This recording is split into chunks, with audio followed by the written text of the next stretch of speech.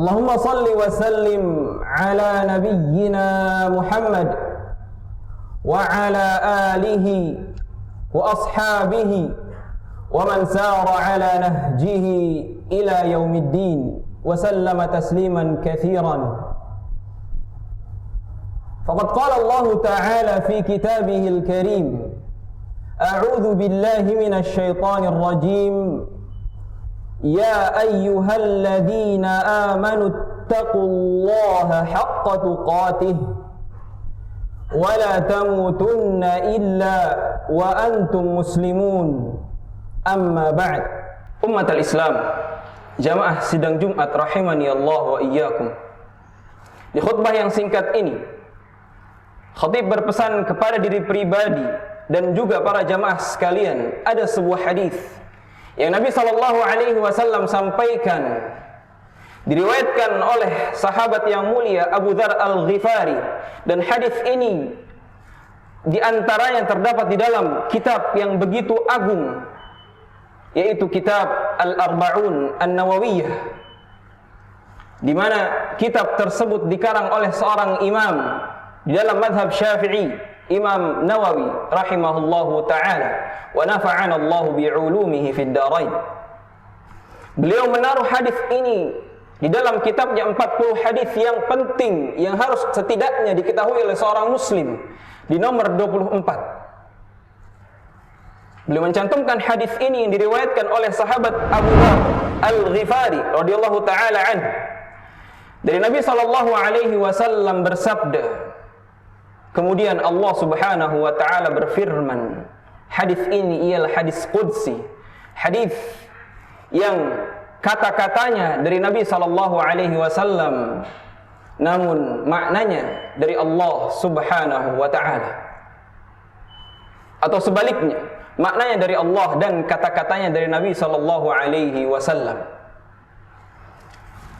Allah Subhanahu wa taala berfirman dalam hadis qudsi ini, ya ibadi inni haramtu dzulma ala nafsi wa ja'altuhu bainakum muharrama fala tadzalamu.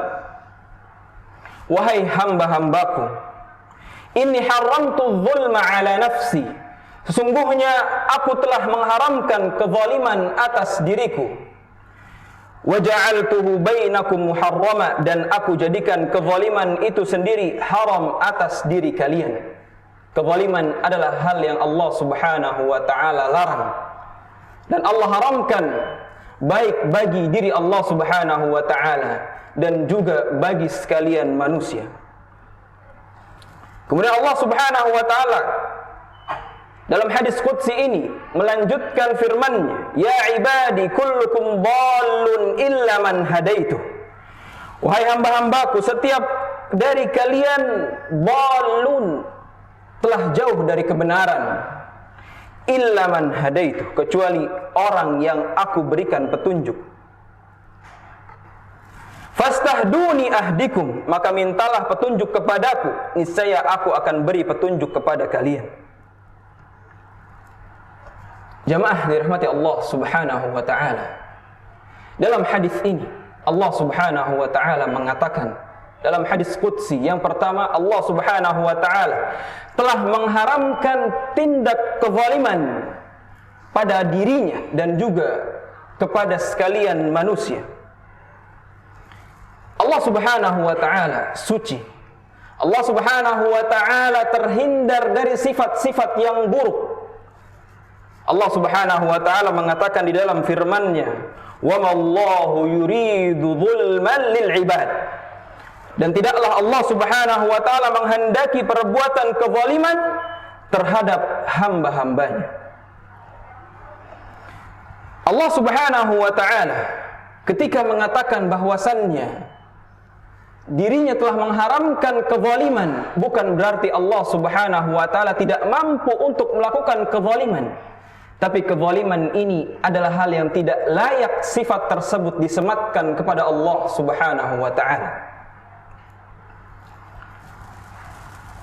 Dan sikap ini juga Allah Subhanahu wa ta'ala telah haramkan kepada sekalian manusia. Dan di antara kezaliman yang paling besar yang dilakukan oleh seorang manusia dalam hidupnya ialah kezaliman, menyekutukan Allah Subhanahu wa ta'ala. Di dalam surat Luqman, Allah Subhanahu wa ta'ala mengatakan bahwasannya kesyirikan adalah kezaliman yang begitu besar. Kesyirikan adalah kezaliman yang begitu besar. Maka kezaliman terbesar seorang hamba yang dia lakukan dalam hidupnya adalah berbuat syirik kepada Allah Subhanahu wa ta'ala. Kemudian kesyirikan terbesar atau kezaliman terbesar yang dilakukan oleh seorang hamba dalam hidupnya ialah kezaliman terhadap orang lain. Jamaah sidang Jumat rahimani Allah wa iyyakum. Zalim secara bahasa ialah ketika kita menempatkan sesuatu bukan pada tempatnya. Menempatkan sesuatu bukan pada tempatnya. Maka ketika seorang manusia mulai melakukan hal-hal yang buruk, yang tidak seharusnya, baik dari hal-hal terkecil, maka sungguhnya dia telah berbuat zalim kepada dirinya sendiri. Maka oleh sebab itu, manusia adalah sumber kesalahan. Manusia adalah tempat kesalahan. Dinamakan manusia karena tempatnya lupa. Jemaah sidang Jumat rahimani Allah wa iyyakum. Kemudian di hadis ini dilanjutkan, maka janganlah kalian saling berbuat zalim.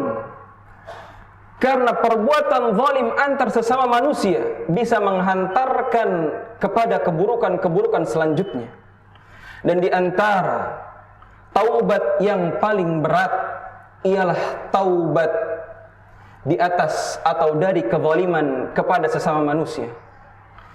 Ketika kita memiliki kesalahan kepada Allah Subhanahu wa ta'ala, maka hubungan kita dengan Allah tinggallah bagi kita untuk bersujud di hadapan Allah Subhanahu wa ta'ala dan meminta ampunan hanya kepadanya. Namun ketika kita memiliki masalah dengan manusia, kita pernah melukai hatinya, kita pernah berbuat zalim kepadanya, entah dengan lisan, entah dengan tangan, keseluruhannya butuh kepada keberanian untuk meminta maaf atas kezaliman yang pernah kita lakukan kepada saudara kita. Maka zaliman ini, ketika kita tidak mampu untuk meminta maaf, atau mungkin kita merasakan gengsi yang begitu besar terhadap diri kita, kezaliman tersebut akan sulit untuk terhapus dosa-dosa kita. Maka Nabi SAW mengatakan, "Fala tadzalamu," maka janganlah kalian saling berbuat zalim antar sesama manusia. Berbuat baiklah. Islam mengajarkan kebaikan. Islam mengajarkan rahmatan lil alamin, tidak saling menyakiti. Ketika kita merasa bahwasannya kita telah menyakiti seseorang baik dengan perbuatan, perkataan, maka cepat-cepatlah, bersegeralah untuk meminta maaf dan meminta ampun kepada Allah Subhanahu wa ta'ala. Umat al-Islam, jamaah sidang Jumat rahimani Allah wa iyyakum. Kemudian dalam hadis ini dilanjutkan, ya ibadi kullukum dhallun illa man hadaitu. Wahai hamba-hambaku, seluruh dari kalian itu dhallun atau jauh dari kebenaran. Illa man hadaitu, kecuali orang-orang yang aku berikan hidayah. Allah mengatakan dalam hadis qudsi ini, setiap dari kita sebenarnya jauh dari hidayah. Siapa yang dari kita mengatakan telah mendapatkan hidayah? Alhamdulillah, Allah telah memberi saya hidayah. Dan dia merekomendasikan dirinya telah mendapat hidayah dari Allah dengan hidayah yang sempurna. Sesungguhnya orang tersebut sebenarnya jauh dari hidayah. Karena kita tidak bisa mengatakan dan mengklaim diri kita telah mendapatkan hidayah Allah Subhanahu wa ta'ala, kecuali perbuatan kita, niat kita, hati kita telah sesuai dengan apa yang Allah Subhanahu wa ta'ala inginkan. maka hidayah datang hanya dari Allah Subhanahu wa taala. Kita tidak bisa mendatangkan hidayah kepada diri kita, dan kita pun tidak bisa memberikan hidayah kepada siapapun yang kita inginkan. Bahkan Nabi SAW tidak bisa memberikan hidayah kepada pamannya Abu Talib dalam keadaan sakaratul maut. Inilah yang kita minta dalam kehidupan sehari-hari. 17 kali kita minta dalam salat kita, ihdinas siratal mustaqim. Ya Allah, tunjukilah kami jalan yang lurus. Ya Allah, berikanlah kami hidayah di atas jalan-Mu ya Allah. Maka manusia pada asalnya mereka jauh dari hidayah. Apakah hadis ini bertentangan dengan sabda Nabi SAW bahwasannya setiap orang itu dilahirkan di atas fitrah keislaman? Kullu mauludin yuladu 'alal fitrah. Setiap yang lahir itu di atas fitrah, yaitu di atas Islam. Apakah Allah Subhanahu wa taala sengaja memberikan hadis ini dan bertentangan dengan hadis tersebut? Tidak. Memang manusia ketika lahir mereka condong fitrah mereka kepada tauhid, fitrah mereka kepada Islam, mengakui adanya Allah Subhanahu wa taala. Namun hadis ini tidak bertentangan sama sekali, melainkan manusia ketika dia tahu bahwasannya dia telah di atas fitrah, maka yang merusak fitrah itu siapa? Yang merusak fitrah itu adalah diri kita pribadi. Yang merusak fitrah itu adalah lingkungan kita pribadi. Yang merusak fitrah itu adalah keluarga kita. Yang merusak fitrah itu adalah kita pribadi. Sehingga ketika fitrah kita rusak, kita butuh usaha untuk mengembalikan fitrah kita yang hakiki, yaitu fitrah di atas agama Islam, fitrah di atas dinullah, agamanya Allah Subhanahu wa taala, dan di atas syariat nabinya, di atas sunnah rasulnya. Maka tidak ada pertentangan sama sekali. Ketika Allah mengatakan kepada Nabi dalam surat Ad-Duha, "Wa wajadaka dhallan fahada." Dan kami telah mendapatimu wahai Muhammad sallallahu alaihi wasallam dhallan. Maksudnya di sini bukan Nabi sallallahu alaihi wasallam tersesat, tidak. Tapi Nabi sallallahu alaihi wasallam tidak mengetahui isi dari Al-Qur'an sebelum diutusnya dan diberikan kepadanya Al-Qur'an. Jikalau ada yang mengatakan bahwa Nabi sallallahu alaihi wasallam tersesat, itu perkataan yang kurang tepat. Nabi sallallahu alaihi wasallam pun sebelum Allah Subhanahu wa taala utus dan berikan Al-Qur'an kepadanya, Nabi sallallahu alaihi wasallam dikatakan oleh Allah dhalan, yaitu tidak mengetahui. Fahada, maka kemudian Nabi sallallahu alaihi wasallam mendapat hidayah dari Allah. Dan Allah Subhanahu wa taala telah menjamin apa yang Nabi sallallahu alaihi wasallam sabdakan seluruhnya adalah kebenaran.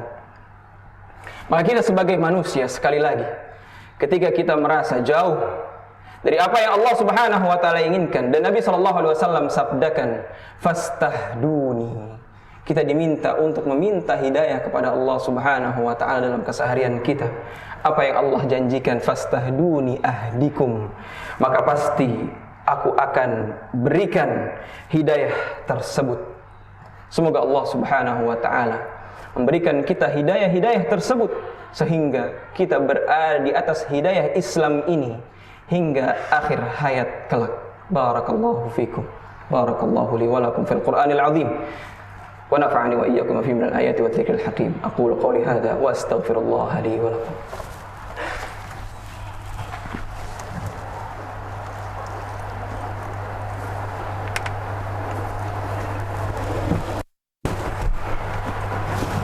Alhamdulillah. Hadis yang telah saya sampaikan adalah hadis yang cukup panjang. Maka beberapa hal di antara hadis yang bisa khatib sampaikan di dalam kesempatan yang singkat ini ialah di antara bahwasannya Allah Subhanahu wa taala melanjutkan hadis qudsi ini, ya ibadi kullukum ja'i'un illa man at'amtuhu. Wahai hamba-hambaku, setiap dari kalian itu pada asalnya lapar. Illa man at'amtuhu, kecuali orang yang aku berikan makanan kepadanya. Fastat'imuni ut'imkum, maka mintalah makanan, mintalah makan tersebut kepadaku, maka aku akan berikan makanan kepada kalian. Umat al-Islam, jamaah sidang Jumat rahimani Allah wa iyyakum. Kebutuhan kita kepada Allah Subhanahu wa taala bukan hanya kebutuhan meminta hal-hal yang kita inginkan, yang kita damba-dambakan, dengan yang kita cita-citakan begitu tinggi. Akan tapi dari perihal makanan saja kita butuh kepada Allah. Jangan pernah sombong di hadapan Allah Subhanahu wa taala. Jangan pernah sombong di hadapan Allah Subhanahu wa taala. Makanan yang bisa kita rasakan itu adalah Allah yang memberikan makanan tersebut. Allah yang memberikan rizki tersebut. Rizki yang kita rasakan sekecil apapun, semuanya datang dari Allah Subhanahu wa taala. Maka bagaimana ketika kita tidak mampu mensyukuri hal-hal yang kecil, kita meminta hal-hal yang besar, dan justru kita mungkin luput dari syukur. Wal'iyadzubillah. Makanan yang kita lihat mungkin remeh, yang kita lihat mungkin dari makanan tersebut, ketika makan tidak merasa bahwasannya makanan itu adalah makanan yang istimewa, namun itu pada hakikatnya dibutuhkan oleh siapapun, dan itulah yang Allah berikan untuk kebutuhan sehari-hari kita. Jamaah sidang Jumat rahimani Allah wa iyyakum. Marilah kita berdoa kepada Allah Subhanahu wa taala agar memberikan kita hidayah dan juga rizki yang berkah, yang tidak cuma banyak. Innallaha wa malaikatahu yusalluna 'alan nabi. Ya ayyuhalladzina amanu sallu 'alaihi wa sallimu taslima. Allahumma ighfir lil mu'minina wal mu'minat wal muslimina wal muslimat al ahya'i minhum wal amwat.